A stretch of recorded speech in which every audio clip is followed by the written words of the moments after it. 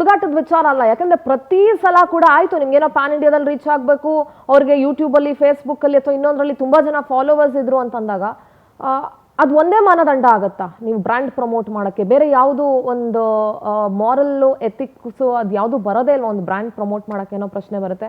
ಭೂಮಿಕಾ, ನೀವೇನು ಹೇಳ್ತೀರಿ ಇದ್ರ ಬಗ್ಗೆ? ಮೊದಲನೇದಾಗಿ ಕರ್ನಾಟಕ ಸರ್ಕಾರದ ಬಗ್ಗೆ ಬೇಜಾರಾಗುತ್ತೆ. ಯಾಕಂದ್ರೆ ಪ್ರತಿ ಸಲನೂ ಏನಾದರೂ ಕನ್ನಡದ ಬಗ್ಗೆ ಮಾತಾಡಕ್ಕೆ ಬಂದಾಗ ಏನು ಹೇಳ್ತಾರೆ, ನಾವು ಕನ್ನಡದ ಪರವಾಗಿರ್ತೀವಿ, ಕರ್ನಾಟಕ ಜನತೆ ಪರವಾಗಿರ್ತೀವಿ, ಸಿನಿಮಾ ಇಂಡಸ್ಟ್ರಿ ಪರವಾಗಿರ್ತೀವಿ ಅಂತ ಪ್ರತಿ ಸಲನೂ ಭಾಷಣ ಬೀಗಿಯೋದು ಒಂದು ಆಗಿ ಹೋಗಿದೆ. ಸೊ ಬೇಜಾರೇನು ಅಂದರೆ, ಯಾಕೆ ನಮ್ಮ ಕನ್ನಡ ಇಂಡಸ್ಟ್ರೀಲಿ ನಿಮ್ಗೆ ಯಾರು ಕಾಣಿಸೇ ಇಲ್ವಾ ಅನ್ನೋದು. ಯಾಕಂದ್ರೆ ತುಂಬ ಜನ ಇದ್ದಾರೆ. ಎಕ್ಸಾಂಪಲ್ ಪಕ್ಕದಲ್ಲಿ ಕೂತಿರೋ ಕಾರುಣ್ಯನೇ ಇದ್ದಾರೆ. ಸೊ ನಾವು ಎಕ್ಸಾಂಪಲ್ ಕೊಡಬೇಕು ಅಂದರೆ, ಕನ್ನಡ ಇಂಡಸ್ಟ್ರಿಯಲ್ಲಿ ಅವಳಿಗೆ ಮಿಲ್ಕಿ ಬ್ಯೂಟಿ ಅಂತ ಅವತ್ತಿಂದ ಕರೀತಾ ಇದ್ದಾರೆ. ಸೊ ನಾನು ಹೇಳ್ತೀನಿ, ಆಶಿಕಾ ರಂಗನಾಥ್ ಇದ್ದಾರೆ, ರಶ್ಮಿಕಾ ಮಂದನ ಇದ್ದಾರೆ, ಕರಿಬೋದಾಗಿತ್ತು. ಯಾಕಂದ್ರೆ ರಶ್ಮಿಕಾ ಮಂದನಕ್ಕಿಂತ ಪ್ಯಾನ್ ಇಂಡಿಯಾ ಸ್ಟಾರ್ ಇನ್ಯಾರು ಇಲ್ಲ ಅಂತ ನನ್ಗನ್ಸುತ್ತೆ. ಹೌದು, ಸದ್ಯಕ್ಕೆ. ಯಾಕಂದ್ರೆ ಸೆನ್ಸೇಷನಲ್ ಸ್ಟಾರ್ ಇವಾಗ ಸದ್ಯಕ್ಕೆ ಟ್ರೆಂಡಿಂಗಲ್ಲಿರುವಂಥ ಹೀರೋಯಿನ್. ಸೊ ಕರಿಬೋದಾಗಿತ್ತಲ್ಲ, ವೆಯ್ಟ್ ಮಾಡ್ಬೋದಾಗಿತ್ತಲ್ಲ. ಅವ್ರು ಡೇಟ್ ಇಲ್ಲ ಅಂದ್ರೂ ಸ್ವಲ್ಪ ದಿವಸ ವೆಯ್ಟ್ ಮಾಡ್ಬೋದಾಗಿತ್ತು. ಇವತ್ತಾಗಬೇಕು ನಾಳೆ ಆಗಬೇಕು ಅಂದರೆ ಅದು ತುಂಬಾ ಕಷ್ಟ ಆಗುತ್ತೆ. ಆ್ಯಂಡ್ ಸರ್ಕಾರದ ಈ ನಿಲುವೇನಿದೆ, ಬರೀ ಸರ್ಕಾರದ ಒಂದೇ ಅಲ್ಲ, ನಮ್ಮ ಕನ್ನಡ ಇಂಡಸ್ಟ್ರಿಗೆ ಈ ವಿಷಯದಲ್ಲಿ ತುಂಬಾ ಅನ್ಯಾಯ ಆಗ್ತಿದೆ. ಅವತ್ತಿಂದನೂ ಆಗ್ತಾ ಇದೆ, ಇವತ್ತಿಗೂ ಆಗ್ತಾ ಇದೆ. ಯಾಕಂದರೆ ಒಂದು ಒಳ್ಳೆ ಸಿನಿಮಾ ಅಂತ ಬಂದಾಗ, ದೊಡ್ಡ ಬಜೆಟ್ ಸಿನಿಮಾ ಅಂತ ಬಂದಾಗ, ಪ್ರತಿ ಸಲನೂ ಬಾಲಿವುಡಿಂದ ಅಥವಾ ತೆಲುಗು ಇಂಡಸ್ಟ್ರಿಯಿಂದ, ತಮಿಳ್ ಇಂಡಸ್ಟ್ರಿಯಿಂದನೇ ದೊಡ್ಡ ದೊಡ್ಡ ಹೀರೋಯಿನ್ಸ್ಗಳು ಬರೋದು. ಇಲ್ಲಿರೋರಿಗೆ ಒಂದು ಕಮ್ಮಿ ಬಜೆಟಲ್ಲಿ, ಒಂದು ಕಮ್ಮಿ ಇದರಲ್ಲಿ. And if I am not wrong, Sreeleela ಕೂಡ ಇದ್ರು. ಹೌದು ಹೌದು, ಶ್ರೀಲೀಲಾನು ಬೇಕಾದ್ರೆ ಅವರು ಕನ್ನಡದವರೇ, ಕರ್ನಾಟಕದವರೇ. ಸೊ ಅವ್ರನ್ನು ಕೂಡ ಇದಕ್ಕೆ ಅಪ್ರೋಚ್ ಮಾಡಬಹುದಾಗಿತ್ತು. ರಾಧಿಕಾ ಪಂಡಿತ್ ಇದ್ರು. Sorry for interrupting. ಈಗ ನೀವು ಹೇಳಿದ್ರಿ ಪ್ಯಾನ್ ಇಂಡಿಯಾ ಲೆವೆಲ್ಗೆ ಅಂತ. ಮೈಸೂರ್ ಸ್ಯಾಂಡಲ್ ಅನ್ನೋದೇ ಒಂದು ಬ್ರ್ಯಾಂಡ್.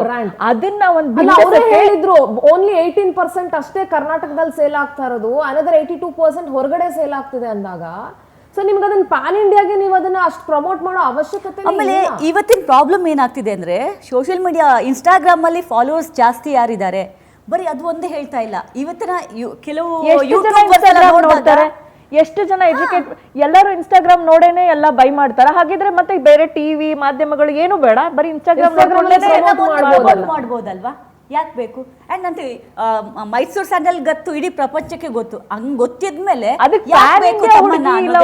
ಸ್ಟಾರ್ ಯಾಕೆ ಬೇಕು? ನೀವೇ ಮಾಡಿ ಒಬ್ಬರನ್ನ ಸ್ಟಾರ್ನ. ನಿಮ್ಮ ಕರ್ನಾಟಕದಲ್ಲಿ ಇರ್ತಕ್ಕಂಥ ಪ್ರತಿಭೆನ ತಗೊಂಡು ನೀವೇ ಮೈಸೂರು ಸ್ಯಾಂಡಲ್ಗಿಂತ ಹೆಸರು ಬೇಕಾ?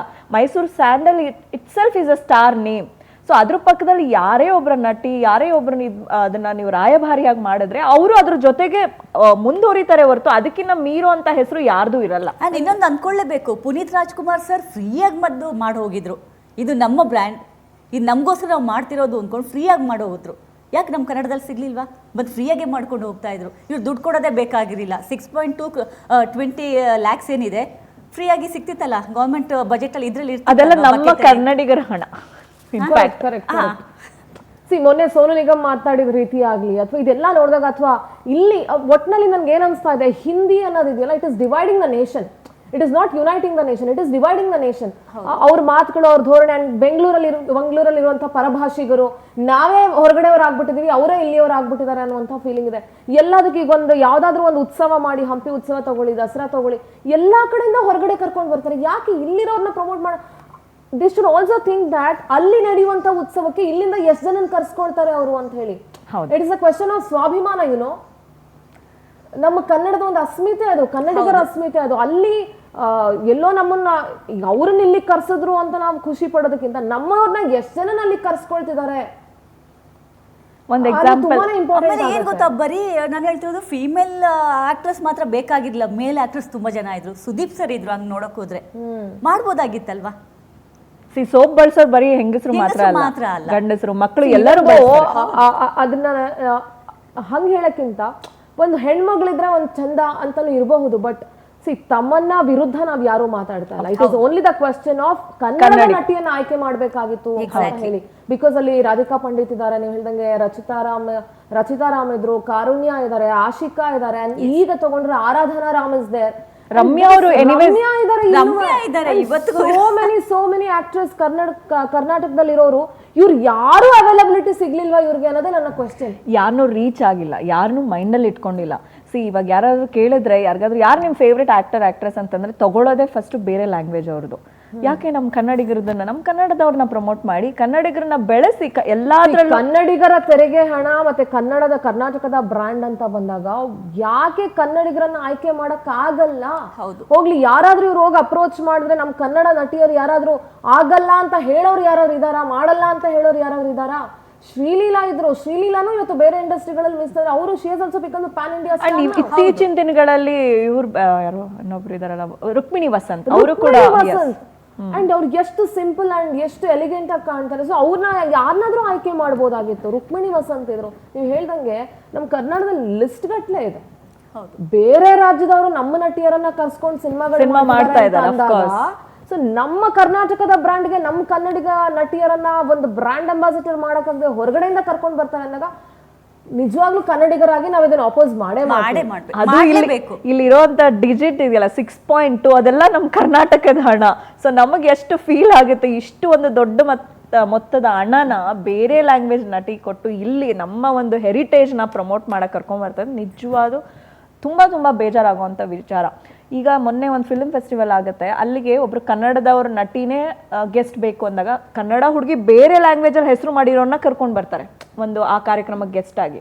ಕನ್ನಡದಲ್ಲಿ ಇನ್ನು ಎಂತೆಂತ ಚಿತ್ರ ನಟಿಯರಿದ್ದಾರೆ. ನಂದು ಒಂದೇ ವೆರಿ ಸಿಂಪಲ್ ಪ್ರಶ್ನೆ ಕಾರುಣ್ಯ, ನೀವು ಹೊರಗಡೆ ಹೆಸರು ಮಾಡಿರೋರ್ನ ಕರ್ಕೊಂಡ್ ಬರ್ತೀರ ಅನ್ನೋದು, ನೀವು ಅವ್ರನ್ನ ಪ್ರಮೋಟ್ ಮಾಡಿ ಹೆಸರು ಬರೋ ಹಾಗೆ ಮಾಡಿ ಅಲ್ಲ. ಇಲ್ಲಿ ಯಾರಿಗೂ ಹೆಸರಿಲ್ಲ ಅಂತಲ್ಲ. C I don't think so ನಿಮ್ಗೆಲ್ಲ ಕಡಿಮೆ ಫಾಲೋವರ್ಸ್ ಇದಾರೆ ಅಂತ ನಾನಂತೂ ಯಾವತ್ತೂ ಅಂದ್ಕೊಂಡಿಲ್ಲ. ಎಲ್ಲರಿಗೂ ಅವ್ರದೇ ಆದಂಥ ಒಂದು ಫಾಲೋವರ್ಸ್ ಇರ್ತಾರೆ. But in what way you are helping them to reach people ಅನ್ನೋದು ತುಂಬಾನೇ ಮ್ಯಾಟರ್ ಆಗುತ್ತೆ. ಪ್ರತಿ ಸಲ ಇಂಥ ವಿಚಾರ ಬಂದಾಗ ನೀವು ಎಲ್ಲೋ ಹಂಪಿ ಉತ್ಸವ ಮಾಡ್ತೀರಾ, ನಮ್ಮ ಸಂಸ್ಕೃತಿ ಸಂಸ್ಕಾರ ಏನು ಅನ್ನೋದು ಅವ್ರಿಗೆ ಗೊತ್ತಿರಲ್ಲ. ಎಕ್ಸಾಂಪಲ್ ಮೈಸೂರಲ್ಲಿ ದಸರಾ ಆಗುತ್ತೆ, ಆ ಮೈಸೂರು ದಸರಾ ಟೈಮಲ್ಲೂ ಬಾಲಿವುಡ್ ಇಂದ ಯಾರಾದ್ರೂ ಮ್ಯೂಸಿಷಿಯನ್ ಕರ್ಕೊಂಡ್ ಬರ್ತಾರೆ ಕಾನ್ಸರ್ಟ್ ಕನ್ನಡದಲ್ಲಿ ಯಾರು ಅಂತ ಕೆಪಬಿಲಿಟಿ ಇರುವಂತ ಸಿಂಗರ್ಸ್ ಇಲ್ವಾ ಅನ್ನೋದು ಒಂದು ಪ್ರಶ್ನೆ ಬರುತ್ತೆ. ಪದೇ ಪದೇ ಕನ್ನಡದ ಮೇಲೆ ಈ ತರ ಧೋರಣೆ ಆಗೋದಿದೆಯಲ್ಲ, ಅದು ಸರ್ಕಾರನೇ ಈ ತರ ಧೋರಣೆ ತೋರಿಸೋದು. ಇಟ್ ಇಸ್ ವೆರಿ ಬೇಲಿನೇ ಎದ್ದು ಹೊಲ ಅಂತ ಅನ್ಸುತ್ತೆ. ಸೊ ಏನ್ ಹೇಳ್ತೀರಿ ಅಂದ್ರೆ ಇಂಥ ಕೆಲವೊಬ್ಬ ನಟರಿದ್ದಾರೆ, ಅಂದ್ರೆ ಕನ್ನಡದ ಹೀರೋಯಿನ್ಗಳೇ ಆಕ್ಟ್ ಮಾಡಬೇಕು ಸಿನಿಮಾದಲ್ಲಿ ಅನ್ನುವಂಥದ್ದಿದೆ. ಸೊ ಇದಕ್ಕೆ ಐ ಥಿಂಕ್ ಇದಕ್ಕೆ ಆಕ್ಷೇಪ ವ್ಯಕ್ತ ಆಗ್ತಾ ಇದೆ, ಜನಾಕ್ರೋಶ ವ್ಯಕ್ತ ಆಗ್ತಿದೆ, ಜನರು ಆಕ್ಷೇಪ ವ್ಯಕ್ತಪಡಿಸ್ತಾ ಇದ್ದಾರೆ. ಬಟ್ ಎಂ ಬಿ ಪಾಟೀಲ್ರು ಕೊಟ್ಟಿದಂತ ಸ್ಟೇಟ್ಮೆಂಟ್ಸ್ ಇದೆಯಲ್ಲ, ಪ್ಯಾನ್ ಇಂಡಿಯಾದಲ್ಲಿ ನಾವು ಪ್ರಮೋಟ್ ಮಾಡಬೇಕು, ಆಲ್ರೆಡಿ ನಿಮ್ ಆ ಬ್ರ್ಯಾಂಡ್ ಪ್ಯಾನ್ ಇಂಡಿಯಾ ಪ್ರಮೋಟ್ ಆಗೋಗಿದೆ. ಏನೋ ಹೊಸ ಬ್ರ್ಯಾಂಡ್ ಅಂದ್ರೆ ನಾವು ಓಕೆ ಅಪ್ಪ ಒಬ್ರು ದೊಡ್ಡ ಹೆಸರಿರೋ ತಂದ್ ಮಾಡೋಣ. Mysore sandal itself is a big brand. Why do need a big person to promote that? ಅಲ್ಲ, ಬಿಗ್ ಪರ್ಸನ್ ಚಿಕ್ಕ ಪರ್ಸನ್ ಅಂತ ಅಲ್ಲ, ನಾನು ಡಿಫರೆನ್ಶಿಯೇಟ್ ಮಾಡ್ತಾ ಇಲ್ಲ. ನೀವೇ ಇಲ್ಲಿರೋರ್ನ ಪ್ಯಾನ್ ಇಂಡಿಯಾ ರೇಂಜ್ ರೀಚ್ ಮಾಡಿಸಿ. ಇಲ್ಲ ಎಷ್ಟು ಜನ ಇದ್ದಾರೆ, ಇವಾಗ ನೀವು ತಗೊಂಡಿದ್ ಲಿಸ್ಟ್ ಅಲ್ಲಿ ಯಾರೋ ಒಬ್ರು ಇಲ್ಲ ಅಂತಂದ್ರೆ ನೀವು ಹೇಳಿ, ಪರವಾಗಿಲ್ಲ. ಇನ್ನ ಮಿಕ್ಕಿದವ್ರು ಇದಾರಲ್ಲ, ಅವ್ರು ಮಾಡೋದಕ್ಕೆ ರೆಡಿ ಇದಾರಲ್ವಾ? ನಿಜವಾಗ್ಲೂ ಇವತ್ತಿಗೂ ಸರ್ಕಾರ ಇದನ್ನೇನಾದ್ರೂ ಈ ನಿಲುವನ್ನ ಚೇಂಜ್ ಮಾಡಿದ್ರೆ ನಿಜವಾಗ್ಲೂ ಖುಷಿ ಆಗ್ಬಿಡುತ್ತೆ. ನಾವೆಲ್ಲ ಸಪೋರ್ಟ್ ಮಾಡಿದ್ರೆ ಖುಷಿ ಆಗುತ್ತೆ. ನಾವ್ ಯಾವಾಗ್ಲೂ ಕನ್ನಡಿಗರು ಕನ್ನಡ ಸಿನಿಮಾಗಳು ಮಾಡ್ಬೇಕು, ಕರ್ನಾಟಕ ಸರ್ಕಾರಕ್ಕೆ ಯಾವಾಗ್ಲೂ ನಾವು ನಿಲ್ಬೇಕು ಅನ್ನೋದಿದೆಯಲ್ಲ. ಇವ್ರೇನಾರು ಈ ನಿಲುವನ್ನ ಚೇಂಜ್ ಮಾಡೋದು ನಮ್ಗೆ ಇನ್ನೂ ಖುಷಿ ಆಗುತ್ತೆ, ಹೆಮ್ಮೆ ಆಗುತ್ತೆ ಅವ್ರ ಬಗ್ಗೆ. ಮುಂದಿನ ದಿನಗಳಲ್ಲಿ ಪ್ರತಿಯೊಬ್ಬ ಕನ್ನಡಿಗರು, ಪ್ರತಿಯೊಬ್ಬ ಕನ್ನಡ ಆರ್ಟಿಸ್ಟ್ಗಳು ಅವ್ರ ಜೊತೆಗೆ ನಿಲ್ತಾರೆ. ರೀಸನ್ ಅನ್ಸುತ್ತೆ ಕಾರಣ, ಏನ್ ರೀಸನ್ ಇರ್ಬೋದು ಅನ್ಸುತ್ತೆ ಈ ತರ ಒಂದು ಧೋರಣೆಗೆ, ಹೊರ ರಾಜ್ಯದವರನ್ನ ಬೆಂಬಲಿಸೋದಕ್ಕೆ? ಯಾಕೆ ಕನ್ನಡದ ನಟಿಯರಿಗೆ ಆ ಕೆಪಬಿಲಿಟಿ ಇಲ್ಲ ಅಂತ ಏನಾದ್ರು ಸರ್ಕಾರ ತಿಳ್ಕೊಂಡಿದ್ಯಾ? ಏನ್ ಕಾರಣ ಇರ್ಬೋದು ಅಂತ ಅನ್ಸುತ್ತೆ ನಿಮ್ಗೆ? ಅದು ಜಸ್ಟ್ ಫೇವ್ರೇಟಿಸಮ್ ಅಂತ ಅನ್ಕೋಬಹುದು ನನ್ನ ಪ್ರಕಾರ ಕೇಳಿದ್ರೆ. ಇವಾಗ ನಿಮ್ಗೆ ನಾನು ಕೇಳ್ದಂಗೆ ಯಾರು ನಿಮ್ಮ ಫೇವ್ರೇಟ್ ಹೀರೋಯಿನ್, ಮೇ ಬಿ ಯಾರು ಅವ್ರ ಫೇವ್ರೇಟ್ ಹೀರೋಯಿನ್ ಯಾರು ಅಂದಾಗ ಓಕೆ, ಅವ್ರಿಗೆ ಮೇ ಬಿ ಹೊರಗಿನವ್ರು ಫೇವ್ರೇಟ್ ಇರ್ಬೋದು, ಅವ್ರನ್ನ ಕರೆತರೋ ಅಂತ ಒಂದು ಪ್ರಯತ್ನ ಆಗಿರ್ಬೋದು. ಇಷ್ಟೇ ನನಗೂ. ಯಾಕಂದ್ರೆ ನನಗೆ ಇನ್ ಪರ್ಸನಲ್ ಇನ್ ಡೆಪ್ತ್ ಆಗಿ ನನಗೆ ಅದ್ರ ಬಗ್ಗೆ ಗೊತ್ತಿಲ್ಲ, ಏನಕ್ಕೆ ಅವ್ರನ್ನ ಅಲ್ಲಿ ರಾಯಭಾರಿಯಾಗಿ ತಗೊಂಡ್ ಬಂದಿದ್ದಾರೆ ಅನ್ನೋದಕ್ಕೆ. ಸೊ ಫೇವ್ರೇಟಿಸಮ್ ಇರ್ಬೋದು. ಇಲ್ಲ ಅಂತಂದ್ರೆ ಅಲ್ಲಿ ಯಾರ್ಯಾರು ಈ ಒಂದು ಕಾರ್ಯಕ್ಕೆ ಯಾರು ಮೇನ್ ಡಿಸಿಷನ್ ಮೇಕರ್ಸ್ ಇದ್ದಾರೆ ಅವ್ರಿಗೆ ಅವರು ತುಂಬಾ ಆತ್ಮೀಯರಿರ್ಬೋದು. ಈ ಥರದ್ದು ಕೆಲವು ಸತಿ ನಡೆಯುತ್ತೆ. ಇಲ್ಲ ಅಂತಂದ್ರೆ ನಮ್ಮ ಕನ್ನಡಿಗರಿಗೆ ಈಗ ಎಷ್ಟೊಂದು ಜನ ಕನ್ನಡದವ್ರನ್ನೇ ಮಾಡಬೇಕು ಅನ್ನೋ ಇದ್ದಾಗ ನಾವು ಯಾವಾಗಲೂ ಇವಾಗ ಒಂದು ರೆಸ್ಟೋರೆಂಟ್ಗೆ ಹೋದಾಗ south Indian north Indian food ಅಂತಂದಾಗ ಯಾವ್ದಾದ್ರು ಹೊಸದಾಗಿ ನಾವು ಟ್ರೈ ಮಾಡೋಣ ಫುಡ್ ಅಂತ ನಾವು ಕೇಳ್ತೀವಿ. ಓಕೆ, ಯಾವುದು ಚೈನೀಸ್, ಯಾವ್ದಿದು ಅಂತ. ಸೊ ಹಾಗೆ ಹೊಸ ಬೇರೆ ಕಡೆ ಫೇವ್ರೇಟಿಸಮ್ ಇರೋನ್ನ ಕರ್ಕೊಂಡ್ಬಂದು. ಮತ್ತೊಂದು ಪ್ರಶ್ನೆ, ಇಷ್ಟೆಲ್ಲ ರಾಜ್ಯದಲ್ಲಿ ನೀವು ಗ್ಯಾರಂಟಿಗಳಿಗೆ ಹಣ ಖರ್ಚು ಮಾಡ್ತಾ ಇದ್ರಿ, ಎಲ್ಲೊಂದ್ ಕಡೆ ಡೆವಲಪ್ಮೆಂಟ್ಗೆ ಹಣ ಕೊಡ್ತಾ ಇದೆ ಅಂದಾಗ ಇಷ್ಟೊಂದು ಕನ್ನಡಿಗರ ಇಷ್ಟೊಂದು ಹಣವನ್ನ ನೀವು ಒಂದು ರಾಯಭಾರಿಗೆ ಕೊಟ್ಟು ಕರ್ಸ್ಕೊಳ್ಬೇಕಾಗಿತ್ತು. ಅದೇ ಹಣನ ಬೇರೆ ಏನಕ್ಕಾದ್ರೂ ಬಳಸ್ಬೋದಿತ್ತಲ್ಲ ಅನ್ನೋ ಪ್ರಶ್ನೆ ಕೂಡ ಬರುತ್ತೆ. ಈಗ ಪಹಲ್ಗಮ್ ಮೊನ್ನೆ ಇದಾಯ್ತಲ್ವಾ ವಾರು, ಅದ್ರದ್ದು ಫ್ಯಾಮಿಲಿಯವರು ಎಷ್ಟೋ ಜನ ಜೀವಗಳನ್ನ ಕಳ್ಕೊಂಡಿದ್ದಾರೆ ಆಯ್ತಾ. ನಮ್ಮ ಕರ್ನಾಟಕದ ಶಿವಮೊಗ್ಗದವರು ಕೂಡ ಇದ್ದಾರೆ. ಅವ್ರಿಗೇನ್ ಸರ್ಕಾರ ಕೊಟ್ರು? ಸೊ ಕಂಪನ್ಸೇಷನ್ ಬಟ್ ಕೊಟ್ಟಿದ್ದಾರೆ. ಹಣವನ್ನ ಡೆವಲಪ್ಮೆಂಟ್ಗೆ ವರ್ಕ್ ಮಾಡ್ಬೋದಾಯ್ತಲ್ಲ ನೀವು. ಈ 6 ಕೋಟಿ ಅನ್ನೋದು ಎಷ್ಟೋ ಜನ ಬಡವರಿದ್ದಾರೆ, ಎಷ್ಟೋ ಜನ ಮಕ್ಕಳಿಗೆ ವಿದ್ಯಾಭ್ಯಾಸ. ನಾಟ್ ಸ್ಮಾಲ್ ಅಮೌಂಟ್ ಇದು. ಸೊ ಇದಕ್ಕೆ ಪ್ರತಿಯೊಂದು ಕಡೆನೂ ಇದಕ್ಕೆ ವಿರೋಧ ವ್ಯಕ್ತ ಆಗ್ತಾನೆ ಇದೆ. ಅದೇನೋ 2 ವರ್ಷ 2 ತಿಂಗಳಿಗೆ ಇಷ್ಟೊಂದು ಹಣ ಕೊಡ್ಬೇಕಾಗಿತ್ತ ಅನ್ನುವಂಥ ಒಂದು ಪ್ರಶ್ನೆ. ಆಮೇಲೆ ಅವ್ರು ಪ್ರತಿ ಸತಿನೂ ಇವರು ಯಾವಾಗ ಪ್ರೋಗ್ರಾಮ್ ಇದ್ದಾಗೆಲ್ಲ ಬರ್ತಾರೆ. Availability I am not sure. ಒಂದು ಸತಿ ಬಂದು ಹೋಗ್ತಾರೆ, ಮೇ ಬಿ ಒಂದು ಶೂಟ್ಗೆ ಇಲ್ಲ ಮೇ ಬಿ ಪ್ರಮೋಷನ್ಗೆ, ಅಷ್ಟು ಬಿಟ್ರೆ ಬರೋ ಅಂತ ಯಾವುದೇ ಸಾಧ್ಯತೆಗಳಿಲ್ಲ. ಮತ್ತೆ ಈ ಬ್ರ್ಯಾಂಡ್ನ ಅವರು ಒಂದು ಇನ್ಸ್ಟಾಗ್ರಾಮ್ ಏನು ಹೇಳಿದ್ರು ಇವಾಗ 30 ಮಿಲಿಯನ್ 28 ಮಿಲಿಯನ್ ಅಲ್ಲಿ ಪದೇ ಹಾಕಿ ಪ್ರಮೋಟ್ ಮಾಡ್ತಾರ ಇಲ್ಲ. ಅಂಡ್ ಇನ್ನೊಂದೇನಂತಂದ್ರೆ ಇವಾಗ ನಾನ್ ನೋಡ್ದಂಗೆ ಹೊರ ಭಾಷಿಗರಿಗೆ ಕನ್ನಡ ಕರ್ನಾಟಕದವರು ಅಂತ ಅಂದ್ರೆ ಏನೋ ಒಂಥರ ಉಡಾಫೆ. ಹೌದು, ಕರ್ನಾಟಕ ಅಂತಾರೆ. ಅದಕ್ಕೆ ಡಿಮ್ಯಾಂಡು ಮಾಡ್ತಾರೆ ಜಾಸ್ತಿ. ಇಲ್ಲಿಯವರು ನಾವೇನಾದ್ರೂ ಕರೆದ್ರೆ ಹೊರಗಡೆ ಇರೋರ್ನ ತುಂಬಾ ಡಿಮ್ಯಾಂಡ್ ಮಾಡ್ತಾರೆ. ಯಾಕೆ ಬೇಕು ನಮ್ಗೆ ಹೊರಗಡೆ ಅವ್ರಿಗೆ ತಂದು ಅವ್ರನ್ನ ಅಮ್ಮಯ್ಯ ದಮ್ಮಯ್ಯ ಅಂತ ಅನ್ಕೊಂಡು ಅವ್ರ ಮುಂದೆ ಕೈ ಕೊಟ್ಕೊಂಡು ಹೂ ಉಸಿರು ಅನ್ನೋಂಥದ್ದು ನಮ್ಗೆ ಯಾಕೆ ಬೇಕು? ನಮ್ಮಲ್ಲಿ ಪ್ರತಿಭೆಗಳಿಲ್ವೇನ್ರಿ? ನಮ್ಮಲ್ಲಿ ಯಾವ ನಟಿಯರು ಹಂಗಾರೆ ಯಾವ ಪ್ರಶಸ್ತಿಗಳು ತಗೊಂಡೇ ಇಲ್ವಾ? ಯಾರಿಗೂ ಅವಾರ್ಡ್ಸ್ ಸಿಕ್ಕಿಲ್ವಾ? ಯಾರು 50 days 100 days ಸಿನಿಮಾಗಳೇ ಕೊಟ್ಟಿಲ್ವಾ? ಇಷ್ಟು ಒಳ್ಳೊಳ್ಳೆ ಪ್ರತಿಭೆಗಳಿದಾವಲ್ಲ. ಇವ್ರುಗಳು ಕನ್ನಡ ಸಿನಿಮಾ ನೋಡೇ ಇಲ್ವಾ? ಯಾರು ಕನ್ನಡ ಸಿನಿಮಾ ನೋಡಿಲ್ವಾ? ಕನ್ನಡದ ನಟಿಯರು ಯಾರ್ಯಾರು ಇದ್ದಾರೆ ಅನ್ನೋದು ಗೊತ್ತಿಲ್ವಾ ಇವ್ರಿಗೆ? ಪ್ಯಾನ್ ಇಂಡಿಯಾ ಲೆವೆಲ್ ಅಲ್ಲಿ ಕಾಂತಾರ ರಿಲೀಸ್ ಆದ್ಮೇಲೆ ಸಪ್ತಮೇಗೌಡನು ಕಾಣಿಸಿಲ್ವಾ ಇವ್ರಿಗೆ?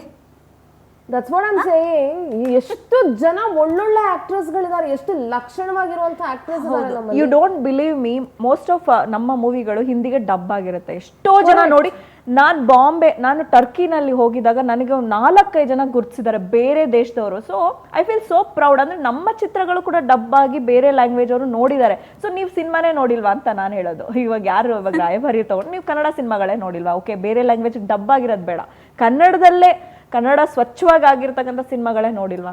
ನಟಿಯರ್ ಗೊತ್ತಾಗ್ಲಿಲ್ಲ ಅನ್ನಕ್ಕೆ. That's what. ಇದು ದುರಂತ ಅಂತ ಅನ್ಸುತ್ತೆ, ಅಥವಾ ಇಂಥ ಸರ್ಕಾರ ಅಥವಾ ಈ ರೀತಿ ಯೋಚನೆ ಮಾಡುವಂಥವ್ರು ನಮ್ಮ ಸರ್ಕಾರದಲ್ಲಿ ಇರೋದು ಇದು ಕೂಡ ಒಂದು ದುರಂತ ಅಂತ ಅನ್ಸುತ್ತೆ.